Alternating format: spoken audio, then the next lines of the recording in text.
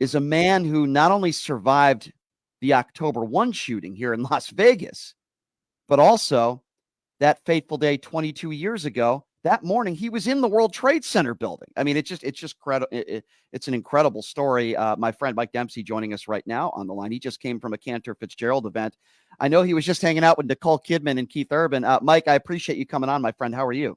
Good. Having a great day. By the way, Las Vegas, being there at Mandalay Bay, that was all your friend Brett Raymer's fault because I was filming Tanked that weekend, and Brett said, "Come out here. I'll get my 5 minutes of fame." Actually, when that episode aired, I only was included on the closing credits. I got all the I'll have to talk to Brett about that. all the great acting I did, cutting room floor. I don't know what happened, Brett.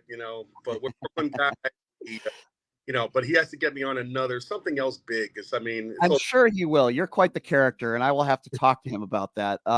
But Mike, you just came from a charity event. Can you just tell us a little bit about this event you just came from? I mean, you just sent me some videos. You were just hanging out with everybody a couple hours ago, right? Matthew McConaughey. You were just hanging out. You sent me a video of you and Nicole Kidman and Keith Urban. You were just hanging out with. I mean, you're rubbing shoulders with some of the biggest names in Hollywood, who are all showing up to this event right earlier today for charity. Well, when I'm in Vegas, I hang out with Brian Shapiro, by the way. So sorry for you there. But I will tell you that Cantor Fitzgerald Charity Day, for your viewers who don't have the history, Cantor Fitzgerald lost 658 of their employees on 9/11, top floors at the One World Trade Center. And they had decided right away, Howard Lutnick, CEO, and his sister Edie, who lost their brother, Gary, okay, and put aside their grief and said, you know what, every year we want to donate and give back to other charities. So Cantor Fitzgerald Relief Fund was created for that purpose. Now, what happens is every year we have celebrities that come out for their respective charities. We have various charities, say Nicole Kidman, all the people you saw, Matthew McConaughey, Charlize Theron, my new girlfriend. I call her my future ex-wife, but I don't know if I can get away with that one. But I don't think she liked that joke. But it's an incredible day. They all go represent their own respective charities. Now, at the end of the day, which is really cool, Cantor, every broker donates their commissions, all their revenue donated, all the revenue they make today, every year 9/11, gets donated in a pot and sliced out to all the charities who are represented. So every year on average, $12 million. I hope we did better this year, but on average, $12 million. I think that's incredible. That's incredible. Million. Yeah, that's just so cool. So when you talk to somebody like a Matthew McConaughey today, what do you guys talk about? I mean, do you talk about 9/11 and what this day means to him? What do you guys talk about? I actually wanted a copy of his book because he has a book that just came out. And I said, Matthew, we've done this event many, many years. I didn't get a copy of your book. I hope it has a lot of pictures. I don't do a lot of reading these days. I'm over 50. So once you get over 50, you don't want to be reading. I want a picture book. But no, he was great. I mean, we had a great time. Kenan Thompson, representing the Christian Rivera Foundation. Kenan's a great friend of mine. I mean, we just had a great time up there. He didn't dress up in the suit. Kenan's Kenan, so he can come any way he wants. Very funny guy. Very funny guy. Awesome guy. We just had a lot of fun. I mean, it was a lot of sports legends from New York. If you're a New York guy, the Henrik Lundqvist. I just ran to the other hockey player. I'll forget his name. Chris Kreider, I think his name is. I know you got Vegas Golden Knights, big hockey base there, but a lot of basketball, but really a lot of the actors. It's really fun to be around a lot of these guys. Jeffrey Dean Morgan. I love this guy. I didn't watch The Walking Dead, but now I've got to watch that show. That's a great show. Your story, we've talked about your story before. It's like no other person I've ever spoken to, how you can somehow figure out a way to survive October 1 while that shooting is going on. You're at Mandalay Bay, you're right in that area, and you were able to escape there. And then, of course, 9/11, your story of being in the Trade Center building and finding a way to get out of there. I forgot, how long before that building collapsed were you in that building? How long before that? So when I was in 5 World Trade Center, you got to remember the World Trade Center had 7 buildings, right? Everybody thinks one tower. It was 7 buildings. I was in 5 World Trade Center, working for Credit Suisse, First Boston, top floor of 5 World Trade Center. I evacuated right away. I was in the building when the first plane shook. I was internet surfing. I think it was WWE Raw the night before. I was looking at Kurt Angle or something, wrestling fan, looking internet surfing when we were starting to do that. And I think the Giants game, was looking at the score, and then building shook, right? So 5 World Trade Center was connected to 1. So we felt the impact the same. I think, look this up, Brian, but I believe the engine landed in the 5 World Trade Center and set us So on fire. you're in 5 World Trade Center when the actual first plane Correct. enters one of the World Trade Center. But that's unbelievable. And you obviously had no idea what happened, right? You just think it was an explosion? Dude, we looked out the window. My boss, I remember, ran to his office, and it was like they were looking up at us. I remember that, just frozen because they were. And I thought maybe a bomb. I didn't know. We didn't have TVs. The old World Trade Center was not very tech. Now they have the TV. Right. There you go. They didn't have that. So we heard, and we had a fire drill like a week and a half before. Everybody evacuated. It was ordered. I think it was a fire in a stairwell by the Borders bookstore. So I was like, oh, here we go again. It was kind of that annoyance. And then you realize it was very serious. So we got down. Instead of going out Vesey Street, and then Brooklyn accent, I say, however I say it, I didn't go out that way because my wife worked for Tower 100 floor for Marsh McLennan. Now, we were at a Yankee game the night before. You remember the story. It got rained out, 2.5-hour rain delay. We didn't get home till like midnight, 1 o'clock, missed our Long Island Railroad train. Everyone's got a story like this, right? So we didn't get home till really late. I got up early and just had a new BlackBerry, Crackberry, whatever they called it. And so we didn't communicate that morning really because I left early. I thought she got on a different train.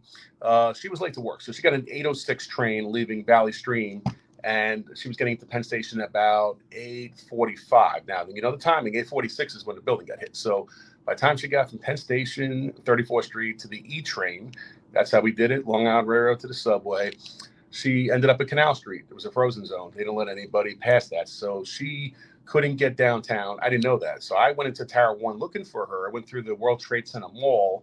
The mall was this old, big, open area by the subways, the PATH station.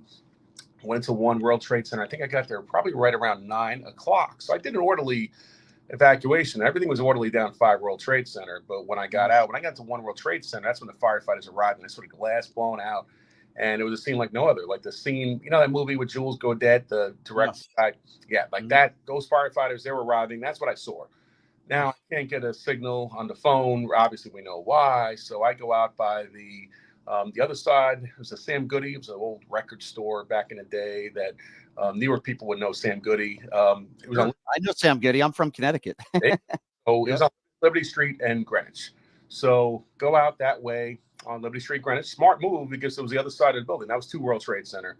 As I go outside, instantaneously, I hear this big, loud sound barreling, which was that plane going toward Tower 2. Boom.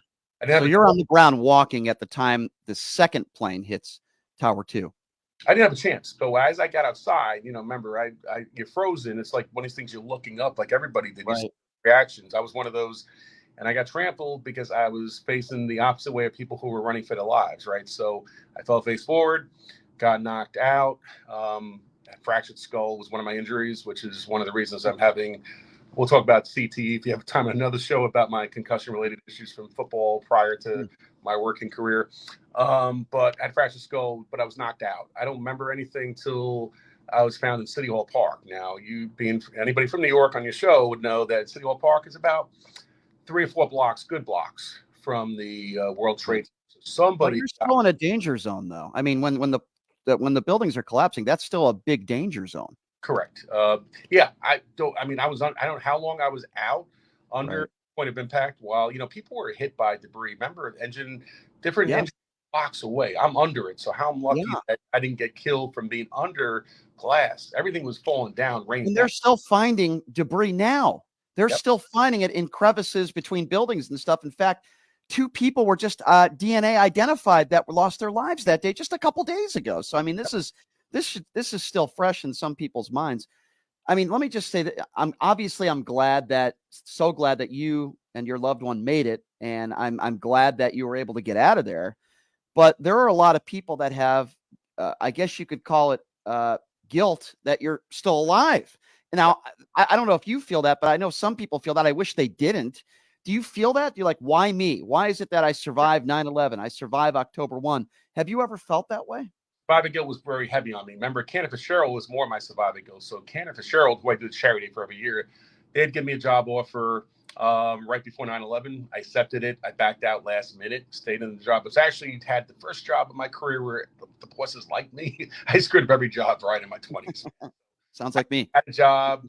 I had a guardian angel, I call him Hal, who was my boss at Credit Suisse, and I stayed. I had a better offer. Like I remember the time, I could say this, and now it's compensation related, but I was making like 82.5 back in the day when I was like 29 years old. It was big That's money. pretty good salary Yeah, for a 29-year-old. I was offered 100 to go work for Cantor, and I turned 100 down to stay at that firm, and it saved my life. And I had more connections to Cantor, and that's why I'm so affiliated with Cantor every year. But that burned me. So after I got out of the hospital, I was taken to Beekman, NYU downtown, and then I was at Mercy Medical in Rockville Center for 4 days. When I got out, I was a mess, right? So now I'm thinking, who do I lose from Cantor? I knew a lot of people there. They reached out to me and got me in a bereavement group with all widows. Now I'm in this bereavement group in end of September. Awkward. I mean, I'm a survivor. And they said the same thing to me. Why did you survive? My husband didn't make it. It was a really weird first meeting. And I have a beautiful lady in my group, Felice Zaslow. I'd like to get you a copy of the book you can share with your listeners. She will chronicle that book, and you should really have her on your show. Her husband Ira worked for Lehman Brothers, and she was in that group too. And she reached out to me. She goes, "You belong here, Mike. You know, like you need." And you know what? That group in the second, third, fourth group, oh, they were the best. We became like this breakfast club, kind of group that it really helped me. And then, Cantor Fitzgerald, I mean, I kind of became part of their family. That's why I'm going to their memorial in about half an hour. I got to leave for their memorial. They have a separate memorial for their employees. So it's pretty cool how I got involved with that. But yeah, there's a lot of survivor guilt. I think my giving back, being involved in charity related stuff for them is probably a result of that survivor guilt, right? I mean, why would you? It is. But Mike, the thing is that, and I talk about this on my show all the time. There are people out there like yourself who survive these kind of events and do so much to help others. I have Fred Gutenberg on my show all the time. Great man. Yeah, I know you know him, and he lost his daughter, sadly, in the Parkland shooting. He is a hero and a champion, as I would say the same for you. He does, him for gun rights, and you just help victims. You talk about your daughter a lot, I know, and your family, and you just help so many people along the way in your life, Mike. And I just love the work that you're doing and that you will continue to do. And I just think it's very inspiring. People like you are very inspiring. And hey, if you run into any great Yankee legends, let me know. We'd love to have them on the show tomorrow. But I had favorites with me a few minutes ago, but Jim had to get back. He's got okay. Got 5 events. I'd love to get Jim on the show. Maybe we can do that this week or something. I'd love to do that. Yeah, the Yankee. I mean, it was blessed. I just came back from Old Timers Day. As you know, I worked with the Yankees organization as well for many, many years, doing community work, helping them on their charities. I was just around the Yankees Old Timers Day with Ron Guidry all weekend, and Peter, all these guys, and Tino Martinez, a great friend of mine. But I'm blessed. I'm blessed because I had this experience. I lived my early on in my days, I had my football dream and getting there and then getting hurt. And now you got baseball, the Yankees. I've had a great, some of my Yankee stories that you've probably seen. Oh, yeah. We've talked about those. Those are some pretty amazing stories. Yeah. By the way, Gronk, we were talking today. Gronk and I were supposed to box last year. I decided not to because I don't want to. You probably made a good decision. I don't want to hurt his pretty face. I told Gronk, I said, man, I can't do it. I did fight at Mickey Ward's gym last year against the Cruiserweight champion. I survived. I remember that. Yep. I remember that. We talked about that. You seem to definitely get around, and you do a lot to raise money, but you also have fun doing it, which I admire. Boring life, Brian. You know that. I mean, I'm not as Brett Raymer. By the way, plug Stallone's Las Vegas. Yes, great restaurant. Tell him where you. Yep. Need a plug for Brett because sure. I met you through Brett Raymer, who just opened up his second Stallone's at Santa Fe. We've talked about that, and Brett's just a great guy, and I've met some great people through Brett. You're certainly one of them, and I can't thank you enough, Mike, for coming on the show. And I know you're going to be going to another event today. I'd love to hear about that. We'll certainly talk about that later. But I appreciate you coming on. Brett always talks politics with you. I don't. I'm kind of apolitical. We're going to do that next segment. I tell you, last thing I got to plug is I just hung out with President Bill Clinton, man. Cool dude. I love Bill. Wow. I was with Ron DeSantis this morning. Now, you can say what you want, but I had a great – he was amongst the crowd. He didn't even go into the area where all the politicians hide. He was out there. I got to show whatever – I don't really follow a lot of politics. I mean, I'm too busy to follow what everybody stands for, but he showed a lot of class by showing up, being with the people, shaking their hands, and just was there an average. Every other politician there, Kamala, everybody else, they were like behind, and it's like the 9/11 family's there. It's our event, not theirs, right? So let me talk about this with you because this is important. As much as I don't like Ron DeSantis, I want to talk to you about this before I let you go. You're telling me that the vice president was there today in New York City, and you had a bunch of other politicians there, and the only person that was shaking hands and being personable with the victims' families was Ron DeSantis? Yes, and he rolled out a 9/11 education program today in Florida. One of my charities is the 9/11 September 11th Education Trust, and look, I don't follow all his agenda issues. I do a lot of stuff with Chuck Schumer. I'm the most Democrat, Republican, Independent, whatever you can call. I stand right by the middle, but he showed a lot of class, and that showed me something. Nobody else did that but him today. So, got to give a kudos to him. We don't always support everything our politicians do, right? We're always going to disagree, any politician, Democrat, Republican, Independent.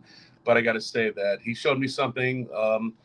Obviously, when we had Barack Obama, I was a John McCain guy, right? But Obama shook hands with every 9/11 family member. Very personable guy. Yep. He went to the pit with Ground Zero. It was 2008, I swear, and God rest his soul for McCain. But he walked right up the ramp past us and just like went, where obviously Obama, he stopped and shook every hand. I remember talking to him, having a real conversation for 30 minutes.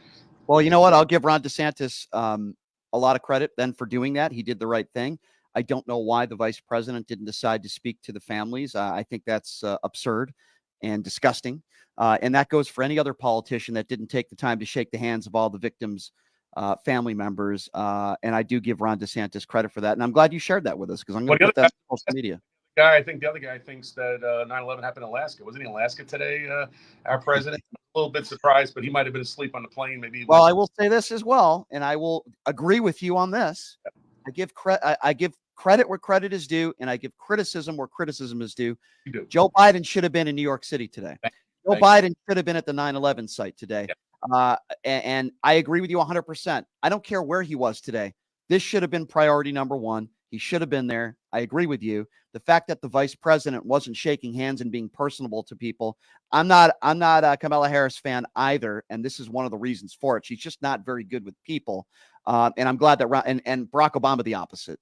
So it shouldn't be about politics. It shouldn't be about whether you're a Republican or a Democrat. And I'm glad Ron DeSantis took some time to speak with people and shake hands, and I appreciate that. Mr. Mike Dempsey, you're also a very personable guy, and I appreciate you coming on. You got my vote anytime. Well, man, look forward to it. Kamala, there was a wrestler named Kamala, the Ugandan giant in the WWE in the 80s. I met him years ago. I did shake hands with one Kamala. I didn't shake hands with the different one, that's for sure. I think I remember that guy, by the way. Hey, Mike, thanks so much for coming on. Have fun at some of these other charity events that you're going to, my friend, and I really do appreciate you taking the time as always, and we'll talk soon, okay? Sounds good, bro. Thank you. Thanks, Mike. That's Mike Dempsey, personal friend who survived the October 1 shooting and 9/11. I mean, you want to talk about a crazy story, right? The guy was in Building 5 when the first plane hit the World Trade Center tower. And then after the second plane hit, he got a concussion as he was trying to get out of there. And he found himself waking up after 3 or 4 blocks away. I mean, that's just a wild story, man. I'm glad he made it. And I'm so glad the great work that he is doing, helping others. He's helped so many other people along the way. How about that? Rubbing shoulders today with Bill Clinton, Matthew McConaughey. He sent me the videos. I've seen them all. Nicole Kidman and Keith Urban, just to name a few. So it's pretty damn awesome. Pretty cool. We can't forget that day. We can't forget. How about those brave firefighters and police officers that were